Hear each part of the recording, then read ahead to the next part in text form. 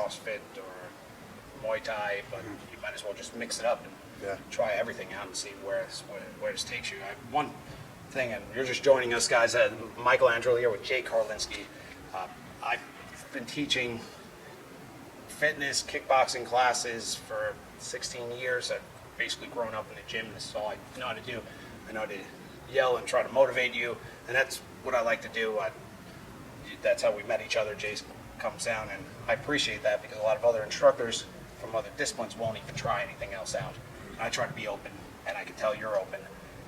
So there's not a lot of people that I talk to that do this for a living like you. So it'd be interesting to me, and probably everybody else, to find out how you got here. What's the story?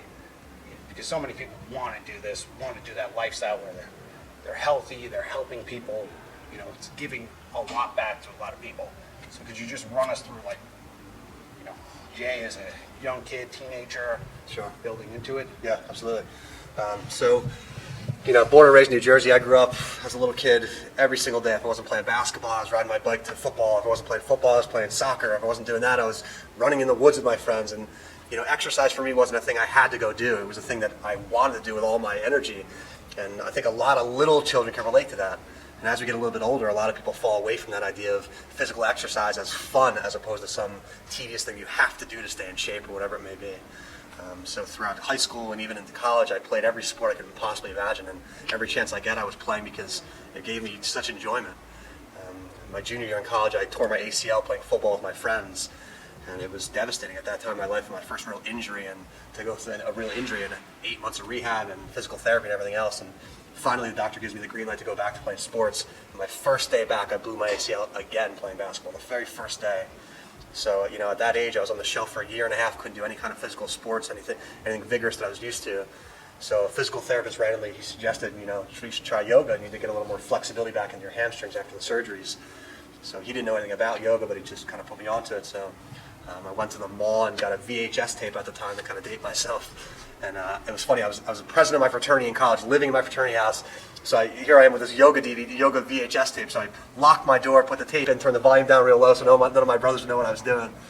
And within literally 2 minutes of this video, I remember it was this, you know, beautiful 65-year-old woman on a beach, and she's saying, "Feel your aura of the rainbow of energy." And within a minute, I was like, this yoga stuff, too airy-fairy, not for me at all. Threw the tape out, forget about it. A couple weeks later, I saw some other tape. It was a power yoga, and some guy with no shirt on, all sweaty, big muscles. I was like, maybe this is a little more my style. So got the tape, put it in, and within 10 minutes, I was on all fours, huffing and puffing, soaking wet with sweat, and thinking to myself, wow, there's something here. I really like this a lot. The next day, I put the tape in again. The next day, I put the tape in again, and, you know, here I am, I guess, about 15 years later, and yoga has become not only something I do for the physical aspect of it, but my entire life, and it really is that. For me, yoga has given me a way to be physical in my body, a way to be vigorous, and a way to truly be authentic with my movements, but in a way that's going to recharge and re-heal my body as opposed to breaking me down. If it was up to me, I would love to go play basketball for 4 hours today, but tomorrow I'd be limping and I'd be struggling through it. Whereas in a yoga class, I can go with all my energy, all my strength, and be totally exhausted by the end of the class, but still feel uplifted and energized. And I think that's a pretty dynamic combination. For me, yoga is so much more than just trying to touch my toes. It's about coordinating breath with movement. It's about developing core strength. It's about touching little intricate muscles that we have no other way to touch and explore. So when we put a dynamic yoga practice together, all these magical things unfold lots of benefits. Harvard just did a recent study that shows the benefits of meditation. And meditation affects our breathing, it affects our internal organs, our respiration, it affects our mental functioning. And when we put a meditative practice into this yoga, it can be a little bit daunting for some first-time practitioners when they think of this meditation as some Far Eastern thing, and is this some kind of religion I have to sign up for? And it's really none of that. If we can get past any of our ideas, our preconceived notions of what it is, and instead just let it be what it is. So through this yoga practice, we combine breath with movement, with present moment awareness and focus, just tremendous, tremendous benefits. You know, I've been coming, like Mike said, I've been coming to kickboxing for years. And in addition to my yoga practice, because I find such a great, they're very different, but at the same time, they're setting very similar aspects. When we talk about yoga, there's so much dynamic flexibility and movement, but also integrated core strength. With kickboxing, it's much more dynamic movement, but still, it's all coming from the core. When I'm in kickboxing class, I like to link my movement with my breath, so I contact the bag on exhales. It's very similar to yoga. In yoga, when a deep, strong move, I find the exhale to coordinate the strength of the movement with it. So for me, my yoga practice influenced the way I kickbox and vice versa. In kickboxing, I find so much power and raw power that I can then translate into my yoga practice. With my yoga practice, I find balance, I find coordination and focus that I can take with me to kickboxing. And when these two things come together, for me, it's about true overall health. Everybody likes to look good, no doubt about it. Everyone likes to feel good. But look good, feel good, and live good, these are all three very important aspects. For me, it's about a lifetime of fitness, a lifetime of health. I don't want to be great when I'm 20 and broken down when I'm 60. Right? I want to live a lifetime of true health.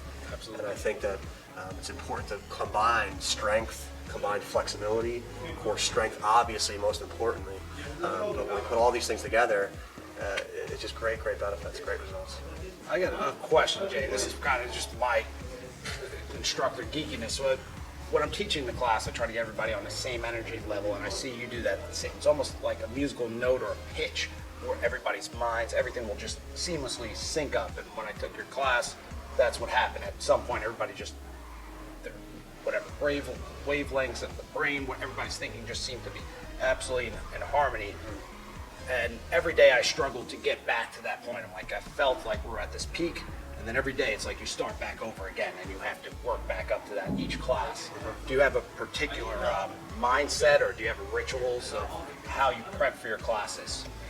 Where I'm much like in the idea that motivation is like bathing. I believe Zig Ziglar said that you have to, it wears off. You have to do it daily, every single day. Is there a particular ritual you go into before you step into yoga? Sure, great question. In yoga, we throw this idea, it's called beginner's mind. We talk about it all the time. But beginner's mind will begin again and again and again. And just like you said, you felt that high, then it wears off, and you come back and you're like, oh, I want it again, how can I feel it again? And for me, the key is to just remind myself to constantly begin again. Today's a new day. We start over again and again and again. And like you said, motivation is something that needs to recharge every day. And for me, when I come to a yoga practice or even the kickboxing, I remind myself when I start, take a big inhale and a big exhale. Arrive fully in this moment. If I had a great workout yesterday, that's not going to get me to a great workout today. I've got to refocus, recommit myself to being here fully today for the moment, for the exercise. I find in kickboxing, I can put away whatever happened today. I can let go of what I did for lunch or what I got going on later after the class, and just give myself the full commitment to the hour of the class, whatever it may be. Without a doubt, science has proven if we are mentally focused on what we're doing, we get way better results in the body as well. If I'm kickboxing and whacking the bag, but I'm thinking about my relationship or I'm thinking about what I'm going to do tomorrow, I'm cheating myself out of the full experience. The same in yoga. If I'm doing my yoga pose, but I'm thinking about something totally different, I'm just going through the motion. I'm not really getting all the benefits. But kickboxing and yoga, any exercise the same way. If I'm fully committed mentally in the moment, the body responds with a lot more energy, a lot more results. That's two great points. Beginner's mind. Strikers definitely, I just say strikers is a broad band of people hitting things because it's very easy in the beginning. You're just amped to learn. You'll pick up anything. You're just learning. And then you hit a stage where you kind of get full of yourself and you don't want to take any, they call them, sophomores, wise fools. They think they understand it, and in reality they haven't scratched the surface. And then the most advanced people almost go full circle back into, I'm going to work on the small beginning fundamental details over and over and over again. I'm guessing there's a parallel. It's not just the actual yoga or kickboxing, it's people's mindsets. So do you have any opinions on how to cultivate a peaceful mind, a focused mind, either through physical activity or through your daily preparations? Do you throw the TV out? Do you listen to certain speakers? What's the routine there, Jay? Sure.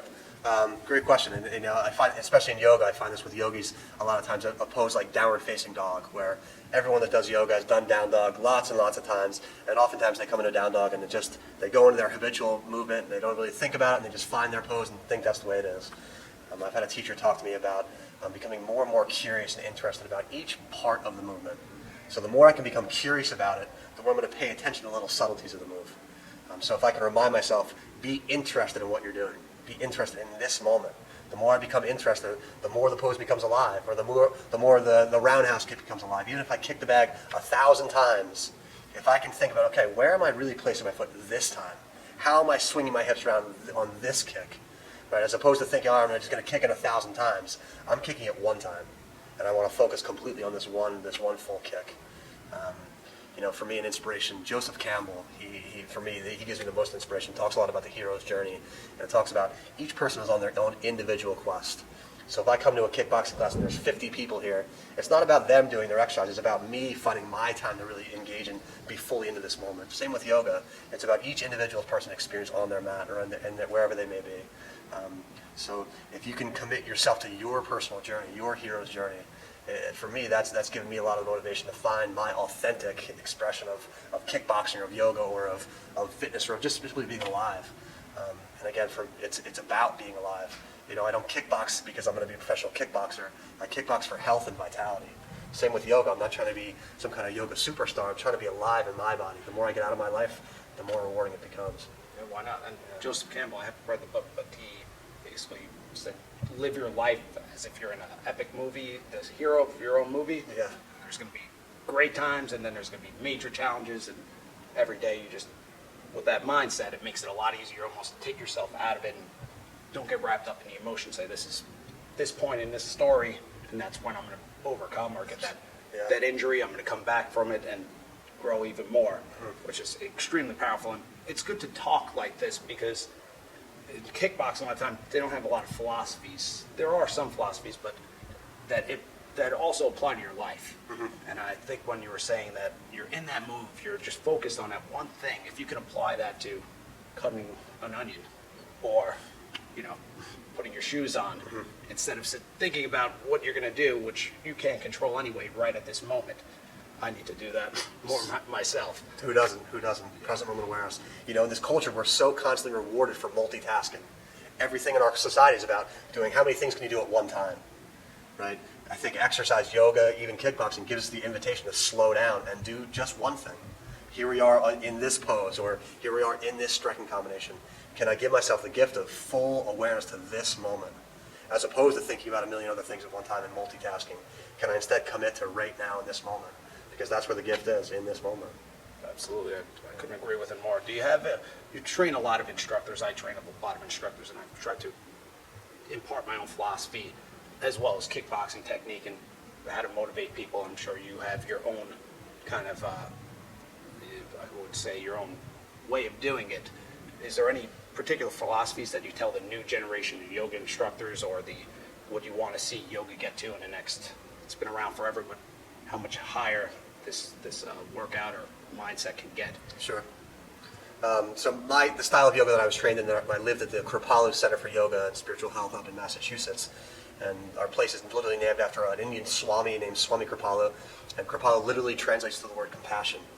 And the highest calling of our yoga is compassion, and that can get very much put to the side, especially when we think about strong fitness yoga as it is today, or kickboxing. We don't really think about compassion in that aspect, but this idea of compassion for the self is the overriding theory behind the philosophy. And I think if I can develop and practice being compassionate to myself, that compassion then shines out to the world. And it can get a little cliche, and maybe we don't think about too much in this day and age, but there's a value in being kind to each other and kind to ourselves, and it starts with self-love, right? So if I can practice and intentionally be kind to myself, from that place it radiates out. If I'm just focusing on being kind to the world and to myself and being very critical and harsh, that's going to have negative impacts on my inner soul, my inner being. Instead, if I can be kind to myself, start there, it shines out from that place. And that's where I think change in the world can really come from. If I can be kind to myself, if we can have a planet of 7 billion people being kind to themselves first, that would change a lot of things going on in the world, and it's a good place to start. It's pretty good, absolutely good point, because most people, especially in this area, it's just, they say if you can make it here, you can make it anywhere. It's because there's a lot of pressure, a lot of tension, and a lot of, especially men or even women, will put themselves last. They are the absolute last priority. They'll just run themselves ragged. They'll be miserable, and it certainly won't help for their coworkers, their life, their family, their business. And maybe show yourself some compassion and invest an hour, 2 hours, 3 hours, maybe every single day, God forbid, in yourself, and see where that leads. Sure.